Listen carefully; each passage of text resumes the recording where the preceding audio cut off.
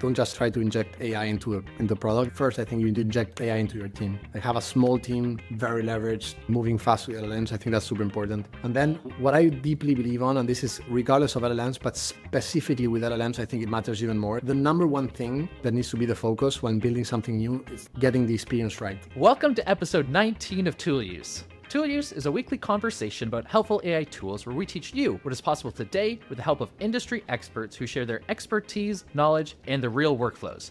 Today we're talking with Francisco Ingham, founder of Pampa Labs. Francisco, how's it going? Doing well, thank you for having me. Absolutely. And Ty, how are you doing this week? Doing great. It's been a busy week, very busy week, but excited to share more about what we've been working on and excited to talk to Francisco today. Francisco, do you mind just giving us a little bit of your background? Like, how'd you get into AI? Yeah, sure. So I got into AI back in 2018. 2018. I got really excited about the latest advancements in NLP. It's always been about NLP for me.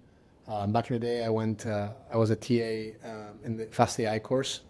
Back with the Fast AI crew there, transfer learning had just been applied to text.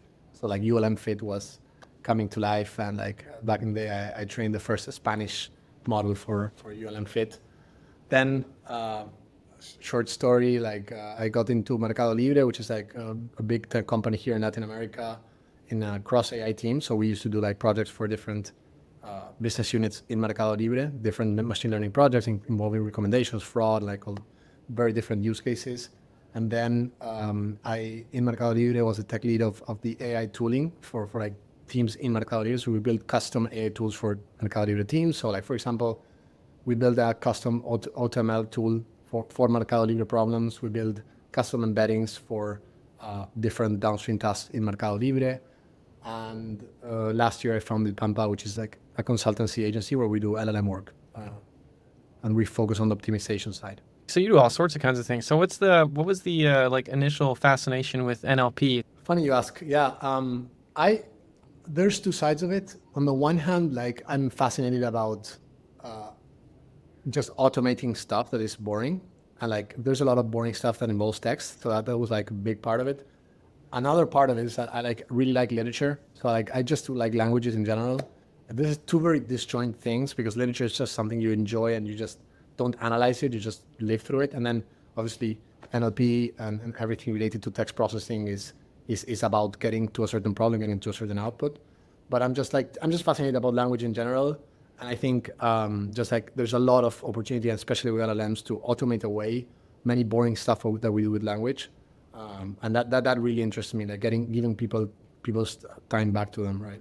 Very cool. And actually, so I went down to Argentina for the first time a couple years ago. Absolutely love it. But everyone always talks about SF and what's going on there. What's the AI scene like in Argentina? Argentina is like just startup and innovation atmosphere in general. It's always very active. Like people here Argentina is just a massive chaos in every sense. Like anyone that's come here, like this weird stuff economically going on, politically, there's always something going on. So like in that chaos, it breeds people that like disorder and challenge and trying something new and just like building in spite of circumstances, which is a big part of like doing a startup. So like the startup scene here is very active. And lately, there's been, obviously, like in every other part of the world, like AI startups coming to life. So it's quite active. I've been doing like a few meetups and webinars here for like the AI community back this year. And yeah, it's been exciting. Like some people have joined and have participated in discussion. Like there's a growing AI community here, specifically related to LLMs and generative AI of builders. And yeah, like a few very serious startups that are doing very cool stuff as well. Can you tell me more about Pampa Labs? And I know it's a consulting firm, but what do you guys specialize in specifically? I mean, LLMs is a pretty broad field. Most use cases we tackle is like, on the one hand, like we have lots of projects where you have like the typical, I want to build a chatbot for my company that can do all these kind of things, can answer questions from here, can also help you perform actions and like this kind of like agentic NLP or text interface experience, right? UX. But also like a big part of it, which I find really interesting, is like extraction and workflows. So like automating away extraction from a lot of data, and getting insights from a lot of data internally, so like internal products. So that's also a big part of what we do. I would say one of the parts where we've been working a lot on is evals. I'm sorry, just to throw the keyword again. Everyone talks about evals all the time, but I think there's a big point of like people in this like LLM world. It's not always obvious how to build a right data flywheel with LLMs.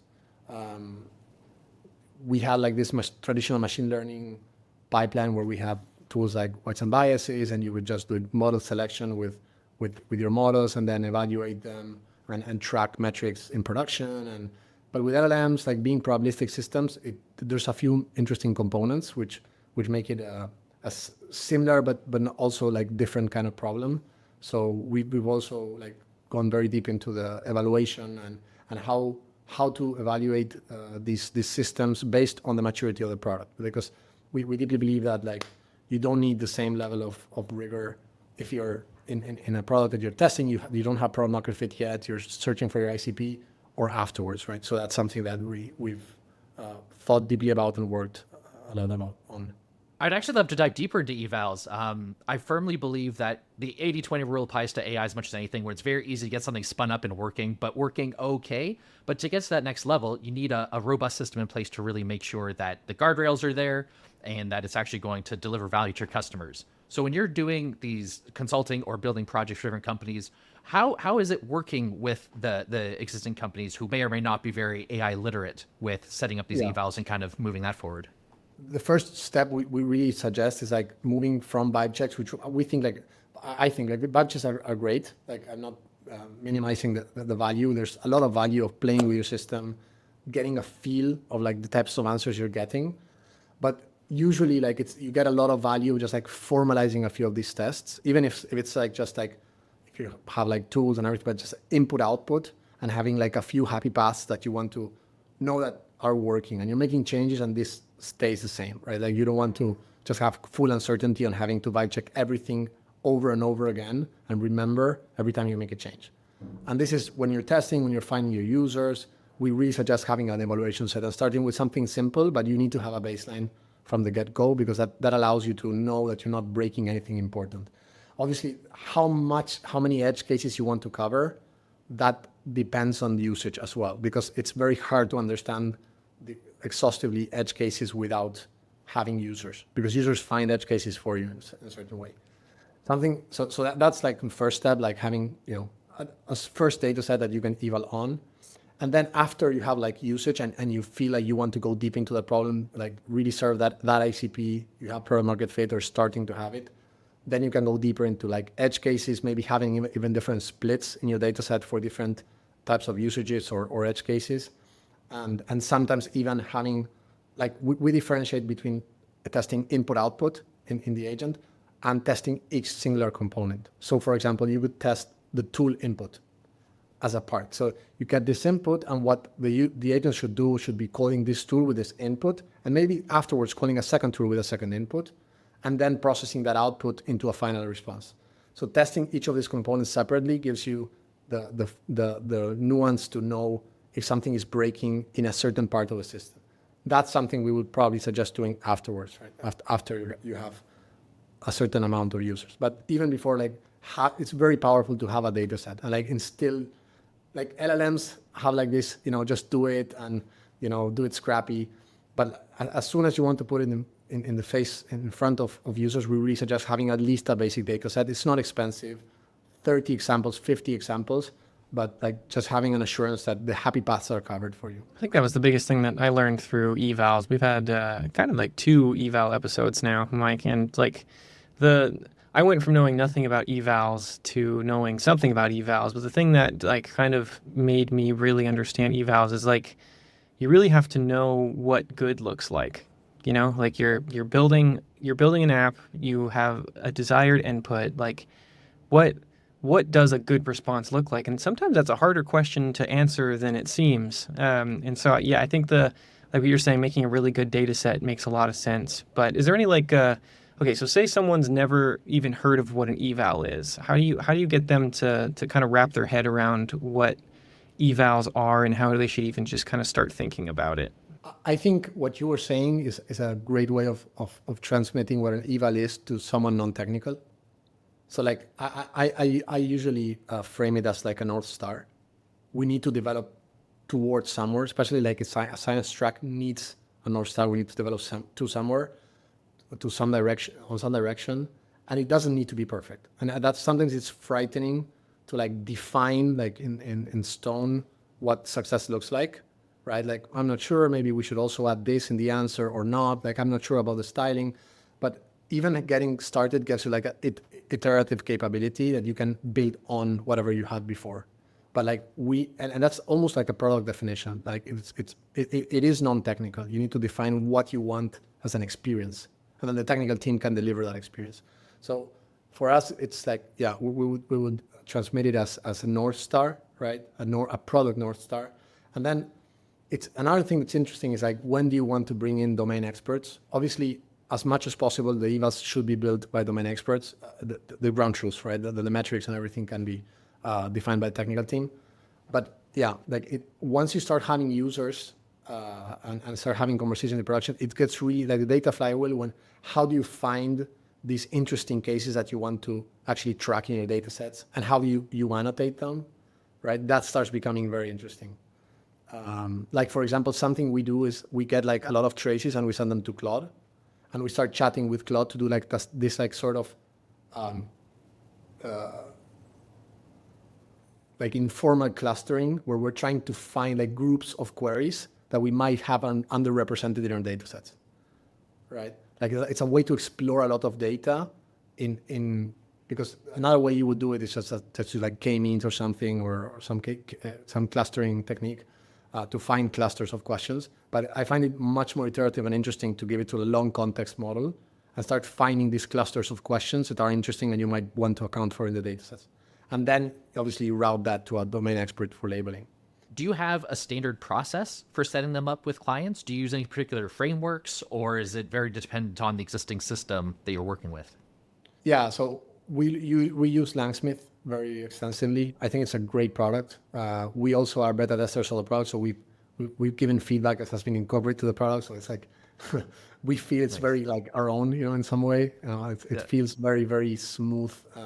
The process for like this, detection of interesting traces, and then annotation with comments, right, from the domain expert. It's kind of hard sometimes to integrate someone that's non-technical into a technical process, right? Like as you were saying, Atai, you need to give them like the right context. You need to bring them in the right way so that the output is actually useful then for the technical team to incorporate as a ground truth. So yeah, we do use Langsmith, and we use extensively like this annotation queue feature, where like we build, lists of traces that we want domain experts to label and get ground truths for. There's a lot of different frameworks out there for evals and a lot of different Python libraries, and I initially seemed kind of overwhelming to me when I was learning evals, because there's a bunch of tracing platforms, and there's things like Deep Eval and some of these other things. OpenAI has their own, Anthropic has their own guide on evals, but I think just kind of had to boil it down to like all most of what an eval is kind of just defining what you want out of the thing, running the test, and seeing if it actually kind of conforms to that, and from there you can kind of, I think, building evals now, or at least what I've tried to, is I think you can get pretty far even just with vanilla LLM calls, and it kind of I mean there's definitely some benefits to using some of these frameworks, but I wonder if is there any other like tools that you guys use in your company? I mean, either just for your company or for evals or for your general LLM stack that you guys love. Langsmith pairs very well with LangGraph. We usually build agents with LangGraph. It's like really flexible. We can do our own logic and all this kind of stuff. We really like Firecurl. I don't know if you've heard. Yeah. We're really big fans of Firecurl for any kind of scraping. It's like super easy, works wonderfully. We've been using it more and more. Another tool that we've found interesting, although we haven't applied it yet, is, I don't know if you know Not Diamond. It's a router. So basically what they do is like they are building like a universal routing engine for any LLM provider, including open source. And the cool thing, which I find cool, is you can fine tune. the router to your own problem. So if you have like an evaluation set, it really feels to me what custom embeddings were back in the day, where you could like build custom embeddings and then use them as features for your downstream tasks. Like using a router that can, route a request to an appropriate model given the request. Like if you, sometimes also like these kind of things depend on the maturity of the product. So like if you are pre PMF and everything, it doesn't really make sense. But if you're handling like millions of requests per week, right? Like then it might make sense to actually have like an optimization at the model stage where you can like maybe split cost by half, right? By just like routing easier questions to a more lightweight model. So those are a few that we've considered in our stack and used. Yeah. Recently, we also started experimenting with a tool called, I don't know if you know it, Arcade. That's more for so we have an office agent that we built to do like office stuff. So for example, to split costs, expenses that we make and we do in the team, or to schedule meetings, or there was another use case I'm not remembering now. So yeah, just like common office stuff. Oh yeah, letting people know that you're out of office. So so this other tool, Arcade, they help you with authentication when you are using right tools like Slack, for example. So they have built-in authentication, which is like kind of easier than starting coding for each integration, like all the token thing and all this logic. So yeah, those are a few that we've been using lately. I love seeing all these tools start percolating up. The idea of being able to route different requests to different models is so important for the scalability, long term, making things more affordable and even just like efficient time wise. Sometimes you want those long running, thoughtful processes like O3 was just announced, and being able to just even guide the reasoning. Yeah, it's things are going to be weird in 2025. Yeah, we're just getting started. Yeah. Outside of evals, when you're trying to bring a company into the AI world and get them set up, are there any other pitfalls or issues you tend to run into with either adoption or even just the integration into the system? A few comments there. I think one thing we try to instill is that LLMs are second best. If you can use rules, you should use rules. Like you don't want to do generative AI because it's generative. You want to do generative AI because rules don't work there, right? So sometimes like some things can be, I'm very excited about the Modern Birds release that was made today. So like these like standard tasks with NLP, many people doing them with LLMs. I think it's kind of an overkill. And sometimes like the probabilistic aspect of it gives you a certain degree of uncertainty, or at least some variability that you can get like more. You can always constrain the logics, but like I think it's more applicable like more lightweight models like traditional machine learning for some tasks, and then like using LLMs where you can't use traditional models. So that's kind of a framework, and this applies to evals as well, because like sometimes, for example, for tool usage, if you want to evaluate if a model selected the correct tool and selected the correct parameters for that tool, many times you can do that with a rule-based metric. Like you don't need an LLM as a judge. Like some people just go directly to use LLMs for evaluation. And actually I think like LLM as a judge is a lesser evil. Like because sometimes when you have like text output and it's unstructured, you can't evaluate it with rules. You can do just like 11th distance of a massive text. But if you can, I think that as much as possible, rules-based evals are better, because you have like more control over the metric versus just like this probabilistic aspect of LLMs. So that's one thing. Another thing I found, like I've done some consulting for companies here in Argentina, more like advisory. And another thing I found is like, it's incredible. Like I think we underestimate in the tech community how reluctant people are to using like apps that contain generative AI and how useful they would be for them. Like people that work in traditional industries, and have been working in traditional industries for a long time, they just need a little bit of nudge and like some clarity and confidence, so they can like massively use like something like Claude or ChatGPT for the daily use cases. Like just helping them create a GPT, right, for one use case, and the whole office is using it. So that's something I definitely underestimated. I thought like people would catch up, just like download the app and use it. But sometimes you need just a little bit of push and guidance to actually do that.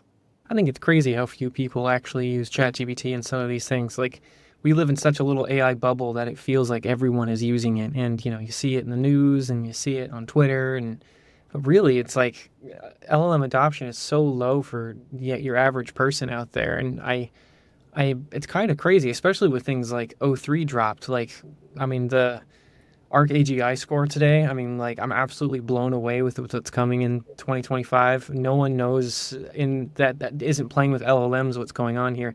And even just like looking at the tweets that were released by OpenAI, like, none of those tweets got more than like 500,000 views, which is maybe big for Twitter, but in the grand scheme of things, tiny. It's crazy how little attention these things are getting. But I guess I feel like it's worth having a chat about O3 because that kind of just happened today. I feel like, I don't know if you have any very strong opinions about it, but I'm blown away with what that thing's able to do, and I'm super excited to play with it. And even, I guess, in kind of related to this conversation, they had O3 Mini that, like, it made its own eval for itself. I thought that was crazy. Like, it had this demo where it did the thing and it made its own eval and graded its own answer. I was like, that's so meta. Like, do you have any takeaways from the O3 release today? I just feel it's like we're so lucky. It's so interesting how we keep redefining AGI, and like we keep raising the bar. We continue. Like, I heard Greg. Greg was presenting. Greg Conrad, I think that's her name. He was presenting this, and I saw him tweet that OpenAI asking for harder evals, right? So I continue to feel like from the ChatGPT's release, like we continue to redefine what superintelligence looks like. And I'm not saying we got there because I don't really have a definition, but I just feel so lucky that we continue to have so much progress in harder and harder things. For me, like scientifically, it's extremely interesting. I can't imagine. Like I was looking today at the ARC problems. Like I understand why these are hard. They have every one of these problems has a different abstraction that you need to make, right? There's not a constant factor that you can fine tune for. Like there's general aspect to them, and I understand like you have to make an abstraction to really understand what the problem at hand is. So it's very interesting how like intelligence is getting to a point that can make those abstractions. What my question here is like, and it happened. I had the same question with O1 Pro. Is like how much of this can be translated to consumer products, like to things that people use every day, versus like research or academic work or some math or more complex fields. That's a question I have. I don't have an answer for that, but that's an interesting question for me. I'm in a similar boat actually, where it feels like this is the prime opportunity to get a startup going, try to figure out how you can equip these models with a toolkit so it can actually interact with the world or get certain domain specialization so it's able to accomplish this. Because even if it's, surpassed all human capability in literacy skills, surpassed a lot of human capability in math skills, there's still going to be the need to help people go about their day-to-day, help people with their existing business. And with the big incumbents kind of slowly transitioning, slowly bring things over, and then you have these research labs that are just blazing ahead, there's going to be the need to transition to industry. So I feel like we're at a time where having these small companies, we were talking earlier, Pampa Labs being 3 people, you're going to have these small teams that are going to be accomplish some amazing things if they just niche down, try to find the right avenue, and then kind of pursue it. I couldn't agree more. I think the elephant in the room here for me has always been like, what about the 90%? Like, what about the people that don't like the tweet? What about the people that have no idea? Like, they hear about AI, but don't really know what it means. How do we really bring value to their lives? Like, for me, one of the biggest things I'm excited about AI here in Argentina specifically is like saving people time and giving them back like their lives, like the professions, like doing the thing that you want to do and not like all this boring bureaucratic stuff that you need to do because like the interface with computers is like, it's slow. You need to type and you need to do all this. There's a few startups here doing cool things in WhatsApp, for example. So WhatsApp is really big as a platform here. So I know like a startup doing, for example, like all the restaurant reservations in WhatsApp and automating all that away. So restaurants receive like hundreds of messages like with orders. And like if you embed the menu and everything, you can answer those and like handle that. And like, there's a lot of inbound like people answering questions all the time in WhatsApp. Just handling that with LLMs. That's like you're changing a lot of people's day-to-day activities. another one doing it for hotels. There's one that I'm very interested in and very excited about is doing data entry for field teams. So like people that do sales or like people in the farms that have to record activities that they do, moving cows from one place to another, or like going to contact a lead and maybe they reject the sale or they actually make the sale and they record all these transactions and they do it by hand and they do it to type into a Google Sheet, for example. And now you can just send a voice note through WhatsApp. So like this other company, Field Data, I'm very excited about like those kind of companies that are impacting people's lives directly and they might not even know that they're using AI. It just works. Yeah, you got to meet people where they're at, right? Like if you want people to adopt AI, you got to go to the tools they're already using for non-AI things. No app overhead, no like steep learning curves of like technology. I feel like, and I'm very excited here because like Argentina is a country that's not as advanced like in technology in many aspects, and just South America in general.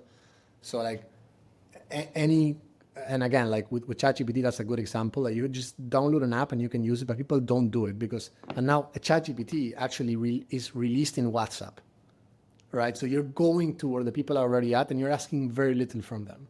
But sometimes like for us, like downloading an app and just learning how to interact is a very easy thing. We're completely used, we do it every day. But for some people, it's a blocker actually. It is a blocker. Although, it seems very easy, but it's actually a blocker.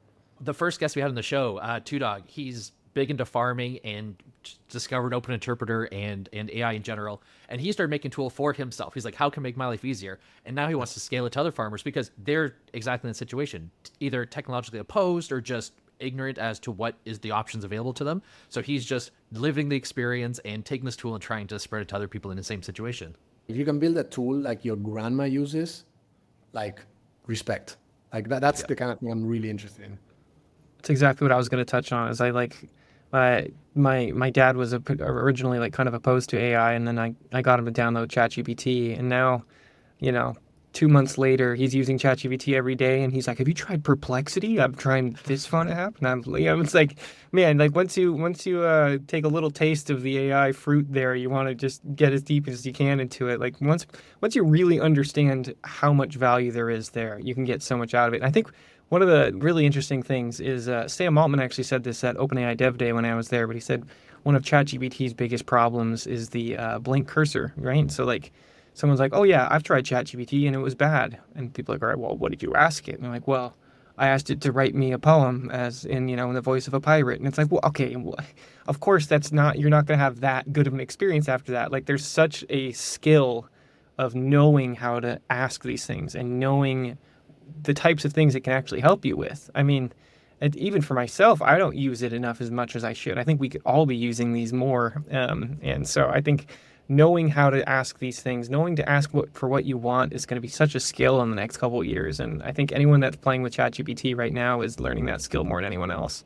I completely agree. I think also like just understanding the limitations of these tools. Like I think in ChatGPT you need to manually activate web search. I'm not sure if it comes by default, but like understanding like an answer, there can be an answer that is coming from grounded knowledge in the internet, and there can be an answer that's coming just like from generation that could be hallucinated potentially. So those kinds of like small nuances that for us are like completely obvious, right? Like completely obvious that if you want to learn something about recent events, like you need web search. You can't just ask it. And for some people, that's not as obvious. Like I really think like just like optimization and the LLM side is there's a lot of value to that, and we work a lot on that. But I think the differentiative aspect is really UX. Like people need to feel that the product is extremely familiar to them, like it's very close to them, and sometimes there's a bit of a disconnect because the ones building it like us, we are not as close to the end user. Apple has this thing called most advanced yet acceptable, Maya. And so when they do product releases, they, Vision Pro felt like the one that was almost too advanced and people made fun of it. But like for, iPhone releases and the Apple Watch, like the Apple Watch came out and it was a crazy piece of technology. It could watch your heart rate and it could do all these things. But at the end of the day, it was a watch and it had a digital crown on the side, just like any other watch would. It's like that's acceptable. People know how to spin the watch, like the dial on the side of a watch. And I love this concept of most advanced yet acceptable, because if you make this crazy advanced LLM interface people aren't going to know how to use it, and they're going to feel stressed about it. And I think ChatGPT is really kind of brought forward this, you just talk to it just like you would text your mom. There's an input field and there's a message, and that's kind of all you need to know for it. So building on top of that, we can make things that are more advanced than that, but they have to be similar and kind of acceptable to the masses. I agree, and I think like there's a reason why watches are a certain way. There's a reason why like people feel familiar in certain kind of interfaces and have been for a long time.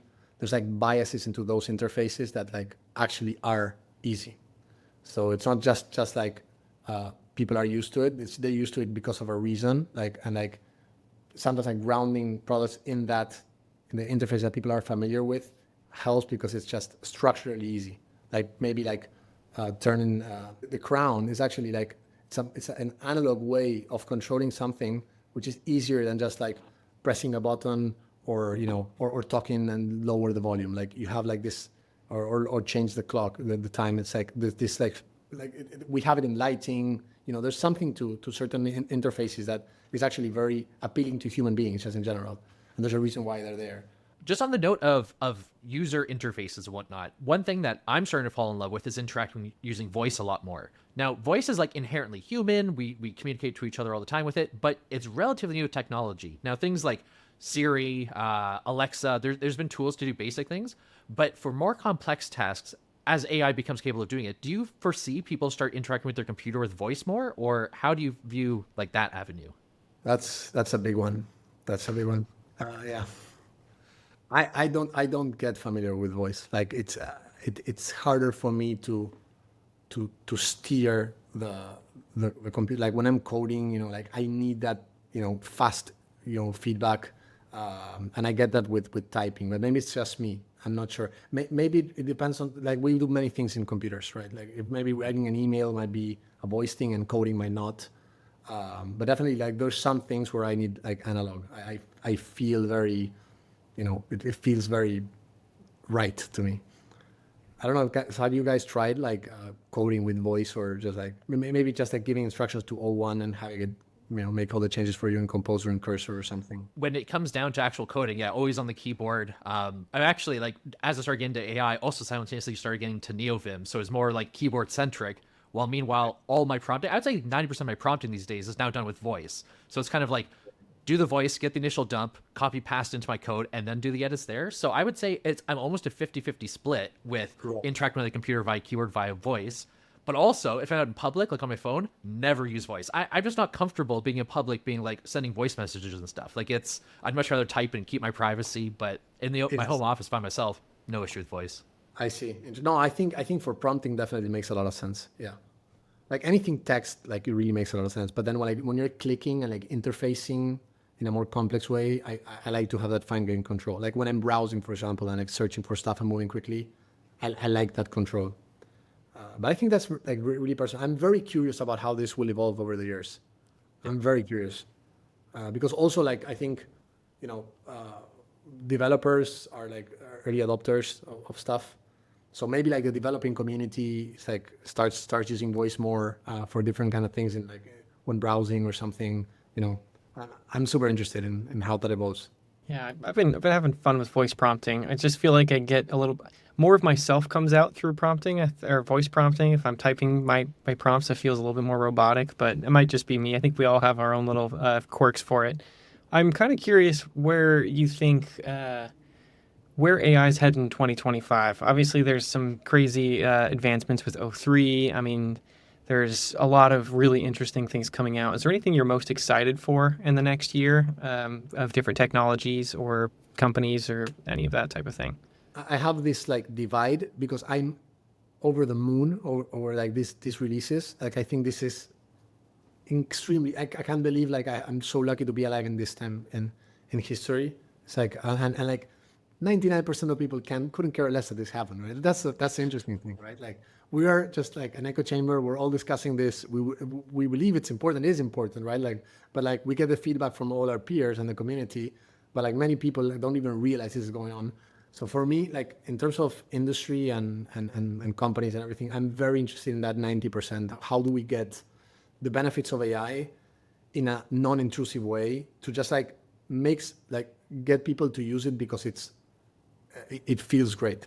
Like you don't need to type, you have a lot of ease in going about your day because you have a great tool. And turns out that the people making the tool are using a lot of AI.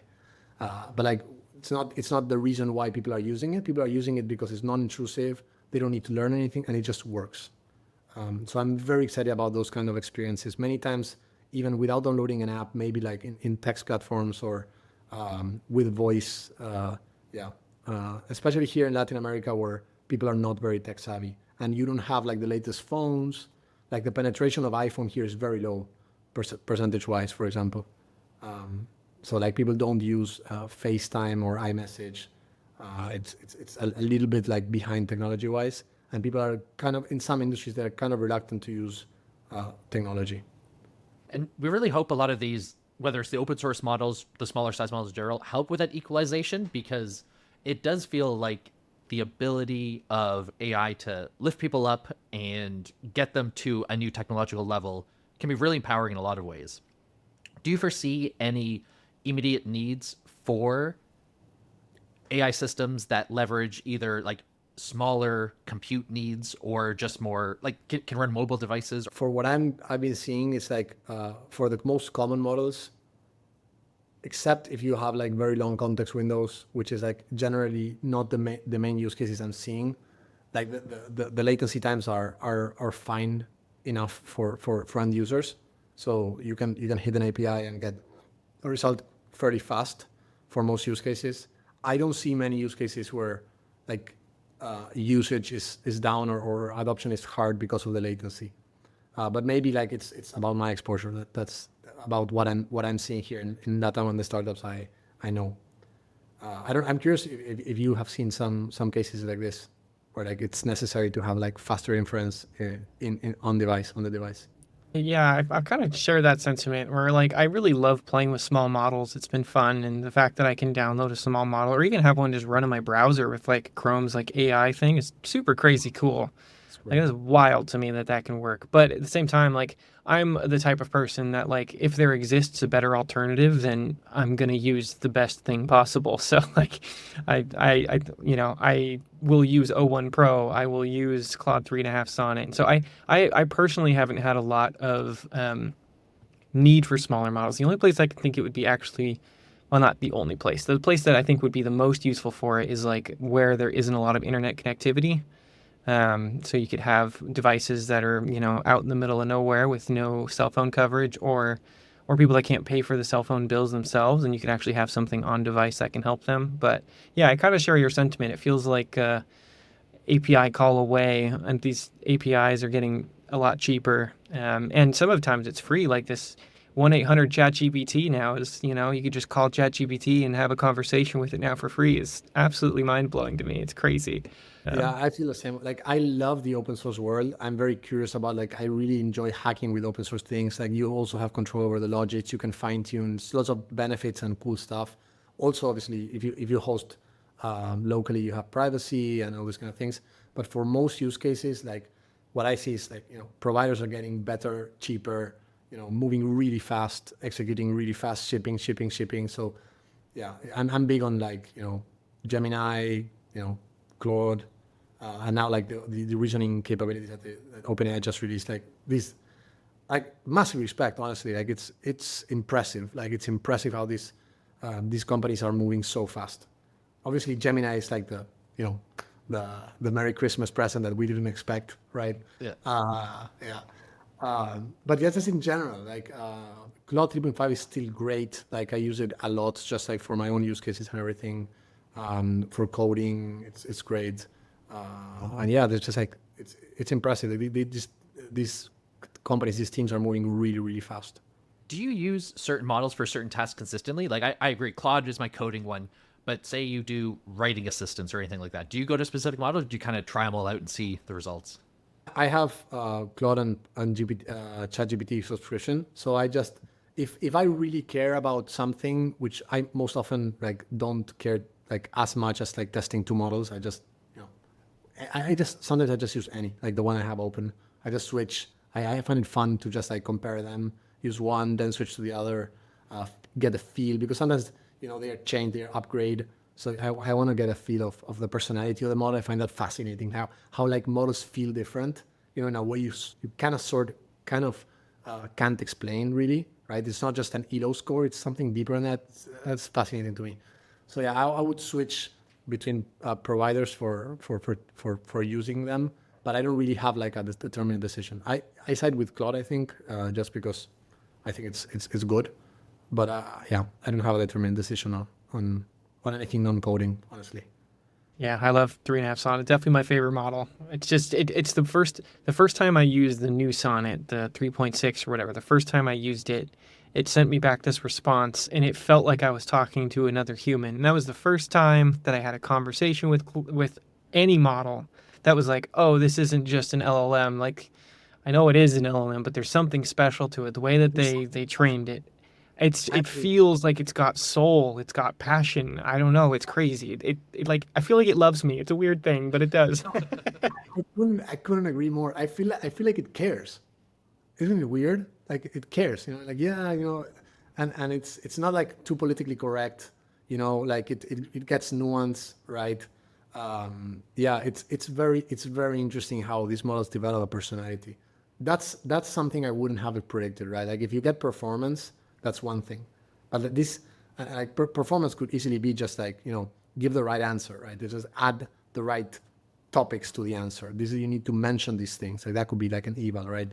But like that kind of feel that is very intangible, and honestly, like props to like the optimization team there, because it's very hard for me to like to optimize, to measure that, right? So I'm very curious about the training process there, how they did the RLHF. And even the initial 3.5 Sonnet was always telling you, "Oh, you're a genius. That's a great plan." Blah blah blah. And then when they did the update to it, it sometimes said, "That's one perspective, but what about this?" I'm like, "Oh wow!" It kind of just like politely shut me down. But it never used to do that. It used to just be like whatever you said was like the truth and whatnot. So it's good seeing how it's evolving to kind of match our styles, match more human feedback. Yeah, that's exactly right. I think that's also like it's not politically correct, right? It's not always trying to, please. It's pushback. It pushes back. It takes risks, which is like what makes for an interesting conversation. Like taking some risk, pushing something, being opinionated, right? Yeah, it's fascinating. Like how do you optimize for that? Obviously, like you can have like responses that take that side, but how do you like define a process where the labelers need to be like labeled in that way? That's interesting to me. One huge benefit of being in the AI space and in the AI bubble is like you could make a tweet of like what the fuck, Anthropic, why is this thing doing this, and they'll actually fix it. Like I feel like a lot of this feedback comes mostly from tweets. It's crazy. Like Sam Altman sitting there scrolling through his Twitter feed and he's like, oh, all right, fix this, team. Like it's what it feels like, at least, because the model comes out, a bunch of people complain on Twitter, and then the next iteration that problem's gone. It's crazy. What a time to be alive. Like I read this tweet, I think today, by Logan from Google. He was the rel at OpenAI. He was like, tokenizers are a problem we must solve, or the beginning of all evil or something. And someone was like, can you fix that? And he was like, yes. That was it. Like, can you solve that? Yes. Yeah. Like you can just like reach out to people and they will answer and they will solve stuff. Like It really is a beautiful time to be alive, like you're saying. Okay, I got one last question for you. Do you have any tips to people to builders that want to build LLM apps in the coming future? Is there any like singular tips or small things that you think would really benefit builders in LLM space right now? just like build with LLMs, like be LLM native from the dev side also. Just don't just try to inject AI into the product. You need to first, I think you need to inject AI into your team.